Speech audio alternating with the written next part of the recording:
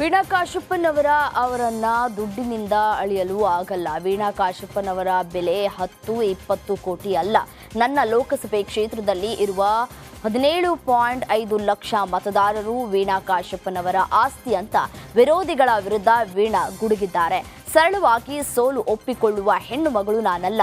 ಇವತ್ತಿನಿಂದ ಹೊಸ ಅಧ್ಯಾಯ ಆರಂಭ. ಬಾಗಲಕೋಟೆ ಇತಿಹಾಸದಲ್ಲಿ ವೀಣಾ ಕಾಶಪ್ಪನವರ ಹೆಸರು ಇದ್ದೇ ಇರುತ್ತೆ ಅಂತ ಚಾಲೆಂಜ್ ಮಾಡಿದ್ದಾರೆ. 2028ರಲ್ಲಿ ಅವಕಾಶ ಕೊಟ್ಟರೂ ರೆಡಿ, 2029ಕ್ಕೂ ರೆಡಿ ಅಂತ ಅಬ್ಬರಿಸಿದ್ದಾರೆ. Veena Kashappanavar is a fighter.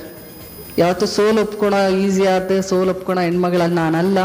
ಹೊಸ ಅಧ್ಯಾಯ, ಪುಟಗಳಲ್ಲಿ ಕಹಿನೂ ಬರುತ್ತೆ, ಸಿಹಿನೂ ಬರುತ್ತೆ. ಮತ್ತೊಂದು ಪುಟ ತಿರುಗಿಸಿ ನಾವು ಬುಕ್ಸ್ನ ಮುಚ್ಚಬಾರ್ದು. ಸೋಲು ಇವತ್ತೇನೋ ಕಷ್ಟ ಬಂದಿದೆ ಅಂದ ತಕ್ಷಣ ಪುಟ ತಿರುಗಿಸ್ಲಾರ್ದಂಗೆ ಏಡಿಯಂಗೆ ನಾವು ಬುಕ್ಸ್ ಮುಚ್ಕೊಂಡು ಹೋಗ್ಬಾರ್ದು.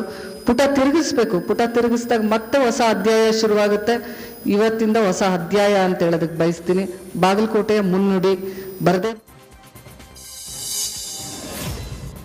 ಸುಮಲತಾ ಇನ್ಸ್ಟಾಗ್ರಾಂನಲ್ಲಿ ಹಾಕಿದ ಮಾರ್ಮಿಕ ಪೋಸ್ಟ್ ಈಗ ಸೋಷಿಯಲ್ ಮೀಡಿಯಾದಲ್ಲಿ ಚರ್ಚೆಯಾಗ್ತಾ ಇದೆ.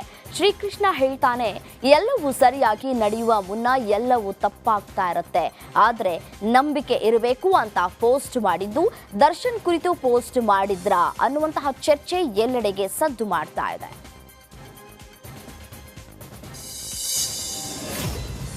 ನನಗೂ ಸಚಿವ ಸಂಪುಟದಲ್ಲಿ ಸ್ಥಾನ ಕೊಡಲೇಬೇಕು ಅಂತ ಮಾಗಡಿ ಶಾಸಕ ಬಾಲಕೃಷ್ಣ ಪ್ರತಿಕ್ರಿಯಿಸಿದ್ದಾರೆ. ನಾನು 5 ಬಾರಿ ಶಾಸಕನಾಗಿದ್ದೇನೆ. ಈ ಬಾರಿ ನನಗೆ ಜಿಲ್ಲೆಯಲ್ಲಿ ಸಚಿವ ಸ್ಥಾನ ಕೊಡ್ತಾರೆ ಅಂತ ಆತ್ಮವಿಶ್ವಾಸವಿದೆ ಅಂತ ಹೇಳಿದ್ದಾರೆ. ಕೊಡಲೇಬೇಕು. ನಾನು ಕೂಡ ಸೀನಿಯರ್ ಇದ್ದೀನಿ, 5 ಬಾರಿ ಶಾಸಕನಾಗಿದ್ದೀನಿ.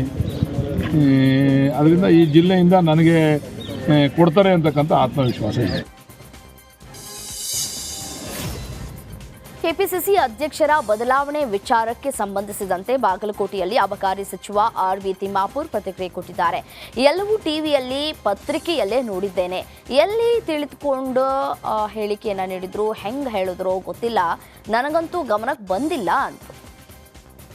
ಖಚಿತ ಮೂಲ ನಿಮ್ಮ ಮೂಲ ಗೊತ್ತಿಲ್ಲ, ನಿಮ್ಮ ಟಿವಿಯಾಗ ನೋಡಿದ್ದೀನಿ, ನನಗೆ ಗೊತ್ತಿಲ್ಲ. ಏನು ಸ್ವಾಮೀಜಿಗಳು ಆಶೀರ್ವಾದ ಯಾರ್ಯಾರಿಗೆ ಮಾಡ್ತಾರೆ. ಆದರೆ ಮುಖ್ಯಮಂತ್ರಿಗಳ ಆಯ್ಕೆ ಶಾಸಕಾಂಗ ಪಕ್ಷದಲ್ಲಿ ನಡಿಬೇಕಾಗ್ತಾಯಿದೆ. ಅದು ಹೈಕಮಾಂಡ್ ತೀರ್ಮಾನ ಮಾಡ್ತಾಯಿದೆ. ನನ್ನ ಅಭಿಪ್ರಾಯ, ಇನ್ನೊಬ್ಬರ ಅಭಿಪ್ರಾಯ ಗೌಣ ಆಗ್ತದೆ ಇಲ್ಲಿ. ಅದು ಎಲ್ಲ ತಂದಾದ ಪ್ರಜಾಪ್ರಭುತ್ವ ವ್ಯವಸ್ಥೆಯಲ್ಲಿ ತಂದಾದ ಒಂದು ವಿಚಾರಧಾರೆಗಳು ಮತ್ತೊಂದು ಇದ್ದಾಗ ಆ ಪ್ರಕಾರ ಆಗುತ್ತೆ.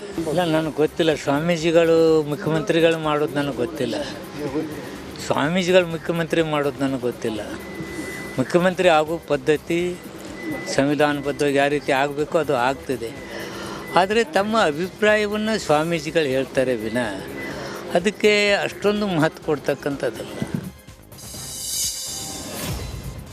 ದೇವಸ್ಥಾನದ ಆವರಣದಲ್ಲಿ ಹಾವು ಪ್ರತ್ಯಕ್ಷವಾಗಿ ಸುಮಾರು 2 ಗಂಟೆವರೆಗೂ ದರ್ಶನ ನೀಡಿದೆ. ಹಾವನ್ನ ನೋಡಿದ ಭಕ್ತರು ಫುಲ್ ಶಾಕ್ ಆಗಿದ್ದಾರೆ. ಗೌರಿಬಿದನೂರು ಐತಿಹಾಸಿಕ ದೇವಸ್ಥಾನದಲ್ಲಿ ನಾಗರ ಹಾವು ಪ್ರತ್ಯಕ್ಷವಾಗಿದೆ. ಇತಿಹಾಸ ಪ್ರಸಿದ್ಧ 650 ವರ್ಷಗಳ ಇತಿಹಾಸ ಹೊಂದಿರೋ ಶ್ರೀ ಜಡೆ ಮುನೇಶ್ವರ ದೇವಸ್ಥಾನದಲ್ಲಿ ಹಾವು ಪ್ರತ್ಯಕ್ಷವಾಗಿದೆ.